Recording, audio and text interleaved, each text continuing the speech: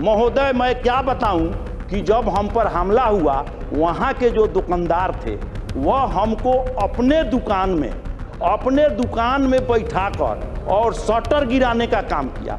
Shutter गिराकर और हमलावर जो है सो आधा घंटा तक वहीं पर डटे रहे। जब हमने आईजी साहब को फ़ोन किए तो उन्होंने फ़ोन किया तो प्रशासन आया। उसके बाद भी 20 मिनट 25 मिनट तक जो भीड़ आ रही थी उसके नेतृत्व करता थे माले नेता संदीप सौरभ।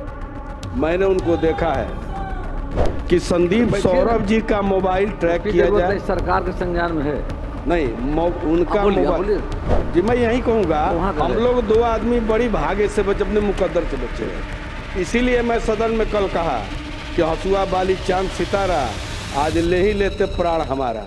नमस्कार, आप लाइव सिटीज देख रहे हैं। मैं हूं आपके साथ काव्या। कल पटना के सड़कों पे किस तरीके का माहौल था वो आप सभी को मालूम है। जिस तरीके से नीट पेपर लीक और केंद्रीय मंत्री धर्मेंद्र प्रधान के इस्तीफे को लेकर छात्र सड़क पर उतरे और छात्रों का ये कहना था कि केंद्रीय मंत्री धर्मेंद्र प्रधान जो कि शिक्षा मंत्री हैं वो इस्तीफा दें। इस बीच जब भीड़ और छात्र जो हैं वो डाक बंगला चौराहा पहुंचते हैं और उसके बाद जो तस्वीरें निकल के सामने आती है, कई तस्वीर आई जिसमें बीजेपी नेता जो है वो भीड़ के बीच गिर गए थे और उनकी भी पिटाई हो गई। इन तमाम मामलों को आज बिहार विधानसभा के मॉनसून सत्र में उठाया गया है, जिसमें आपको बता दें तो श्याम बाबू प्रसाद जो कि विधायक हैं, इसके अलावा विनय बिहारी, वो भी, उनकी गाड़ी को भी तोड़ दिया गया भीड़ के द्वारा, उपद्रवियों के द्वारा, असामाजिक तत्वों के द्वारा। और ये पूरा मामला आज फिर एक बार उठाया गया है। आज सुबह से इस मुद्दे को उठाया जा रहा है और एक बार फिर किस तरीके से विनय बिहारी जो कि बीजेपी विधायक है, उनका कहना है कि संदीप सौरभ जो कि माले के विधायक हैं वो उस भीड़ में थे, वो लोगों को मार रहे थे, उनका फोन टैप होना चाहिए। आप पूरा वीडियो देखिए। आसन के प्रति हम आभार प्रकट करते हैं कि हमारे पक्ष रखने का आपने समय दिया। महोदय, कल जो हमला हुआ, वह जो हमला जानलेवा हमला हुआ, वह जो हमलावर थे, जो हमला करने वाले थे, वो कहीं से छात्र नहीं थे। वह छात्र नहीं थे। जो हमलावर थे वह आपराधिक तत्व के लोग थे जो हमला किया। महोदय, मैं बताना चाहता हूं कि ऐसा हमला किया कि लाठी डंडा और जो है बड़े बड़े पत्थर से जो है सो हमला कर रहा था। महोदय, हमारे गार्ड जो सुरक्षा गार्ड होते हैं उनका जो है सो हथियार जो है छीनने का प्रयास किया। फिर हमारे साथ जो समर्थक बैठे थे, एक चंदन जी थे और उनके साथ थे, उनका जो है सो उनको मारपीट किया गया, उनको घायल किया गया। उनका निजी अस्पताल में उनका इलाज चल रहा है। महोदय, मैं कहना चाहूँगा कि अपने अध्यक्षता में कमिटी बनाकर सीसी कैमरा खोलकर पूरे घटना को दिखवाया जाए और जो है जितना भी नुकसान हुआ है जान माल और जितना संपत्ति का जो बिहार में नुकसान हुआ है उन पर कार्रवाई करते हुए दोषी के उनके जो है संपत्ति से इसका क्षतिपूर्ति किया जाए। महोदय, मैं क्या बताऊं कि जब हम पर हमला हुआ, वहाँ के जो दुकानदार थे वह हमको अपने दुकान में बैठाकर और शटर गिराने का काम किया। शटर गिराकर और हमलावर जो है सो आधा घंटा तक वहीं पर डटे रहे। जब हमने आईजी साहब को फ़ोन किए तो उन्होंने फ़ोन किया तो प्रशासन आया। उसके बाद भी 20 मिनट 25 मिनट तक वहाँ जो है सो जो हमला करने वाले थे वो डटे रहे और फिर जान मारने के नियत से डटे रहे। तो प्रशासन जो है सो शटर खुलवाकर और हमको सुरक्षित स्थान पर पहुंचाने का काम किया। इसलिए अध्यक्ष जी, मैं कहना चाहूंगा, हमारे मुख्यमंत्री, माननीय मुख्यमंत्री जी यहाँ पर उपस्थित हैं, मैं कहना चाहूंगा कि निश्चित रूप से जांच करवाए। माननीय मुख्यमंत्री बोलेंगे। गाड़ी के पीछे श्याम बाबू जी की गाड़ी थी और जो भीड़ आ रही थी उसके नेतृत्व करता थे माले नेता संदीप सौरभ। मैंने उनको देखा है।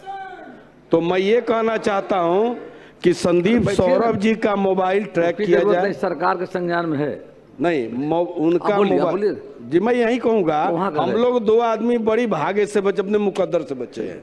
इसीलिए मैं सदन में कल कहा कि हंसुआ बाली चांद सितारा आज ले ही लेते प्राण हमारा।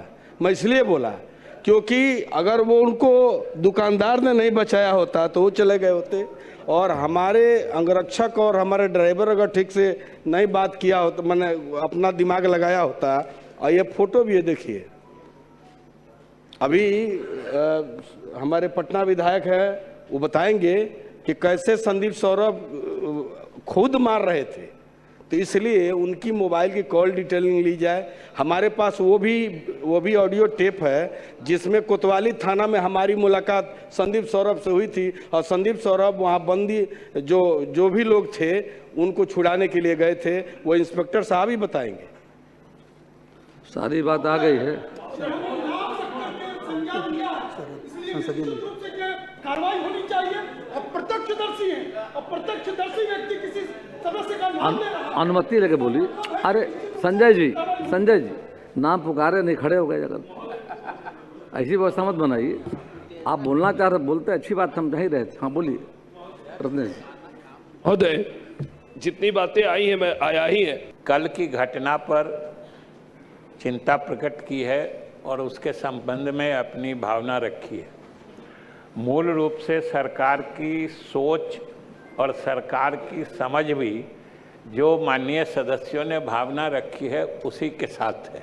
और आज ही हमने प्रथम पाली में उस सदन में ये बताया है कि कल की जो घटना है उसको शुरुआत नीट परीक्षा में कदाचित जो पेपर लीक था उससे शुरू किया गया था, लेकिन ये हम लोगों का, सरकार का भी, जैसा माननीय सदस्यों ने कहा है, स्पष्ट मानना है कि जिन लोगों ने विधायकों को या पत्रकारों को चिन्हित करके उन पर हमले किए हैं, हिंसा फैलाई है, वो छात्र नहीं थे और नहीं हो सकते।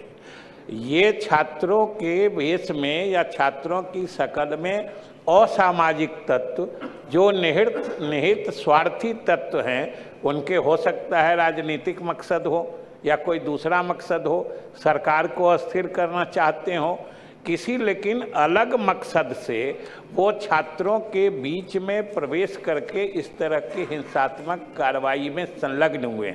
और जहाँ तक महोदय नीट पेपर लीक का मामला है, एनडीए सरकार चाहे यहाँ की है या चाहे केंद्र सरकार है, इतनी संवेदनशील है कि महोदय आप इससे अंदाजा लगा सकते हैं किसी दूसरे की बात नहीं है। प्रधानमंत्री श्री नरेंद्र मोदी ने स्वयं इस मामले का संज्ञान लिया है और यहाँ ये लोग जांच की बात कह रहे हैं।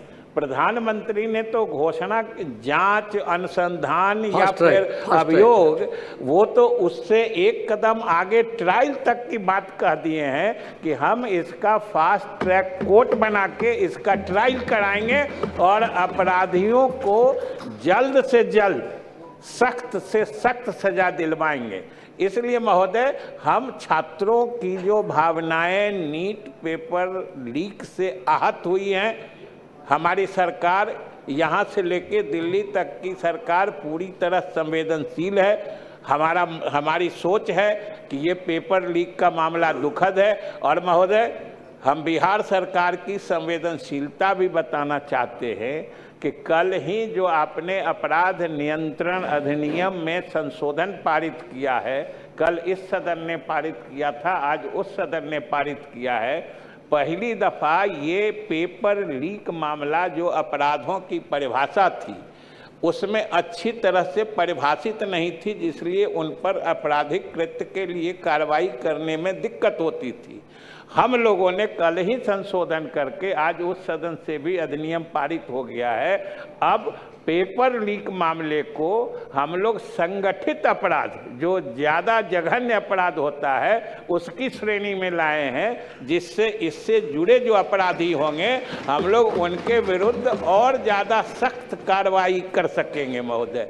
इसलिए छात्र जो सही मायने में जिनकी भावना पेपर लीक से आहत हुई है, उनके प्रति संवेदना रखते हुए उनके भावनाओं को जो चोट लगी है हमें भी उसका दुख है, लेकिन महोदय ये पूरे बिहार ने कल देखा है कि जिस ढंग से इन लोगों के बीच असामाजिक तत्वों ने प्रवेश करके राजनीतिक मकसद से सरकार को बदनाम और स्थिर करने के लिए हमारे विधायकों को चिन्हित करके पहचान करके, पत्रकारों को चिन्हित करके पहचान करके इनके पर हमला किया है, हिंसात्मक कार्रवाई की है। महोदय ये हम लोगों की सरकार इसको किसी हालत में बर्दाश्त नहीं करेगी और इसकी जो आप लोगों ने मांग की है कि चाहे उसका जो वीडियो रिकॉर्डिंग है उस सब में देख के मुख्यमंत्री जी ने कहा है कि जो हिंसात्मक प्रवृत्ति में अकारण लिप्त पाए जाएंगे, चिन्हित किए जाएंगे, सरकार उनके विरुद्ध कार्रवाई करेगी। हम आपके माध्यम से सदन को आश्वस्त करना चाहते हैं। माननीय मुख्यमंत्री जी, तो आपने बिहार विधानसभा के अंदर की तस्वीर को देखी है। पहले श्याम बाबू प्रसाद बोलते हैं, उसके बाद विनय बिहारी बोलते हैं और दोनों ही विधायकों का आरोप है कि असामाजिक तत्वों के द्वारा उन पर हमला किया गया, उनकी जान चली जाती अगर वो बचकर नहीं भागते तो। इसके अलावे अंत में आपने ये भी सुना होगा कि उप मुख्यमंत्री विजय कुमार चौधरी के द्वारा पूरी बातें बताई गई। उन्होंने कहा है कि इस पे कार्रवाई हो रही है, सरकार इस पूरे मामले को देख रही है और काम कर रही है। अब जिस तरीके से विनय बिहारी के द्वारा संदीप सौरभ पर आरोप लगाया गया है कि उनका फोन टैप हो, वो भीड़ में थे, वो लोगों को मार रहे थे, देखना होगा कि इस पे क्या कुछ होता है। फिलहाल के लिए इतना ही। साथ ही चैनल को सब्सक्राइब करें, फेसबुक पेज को लाइक करें। वीडियो देखने के लिए आपका धन्यवाद।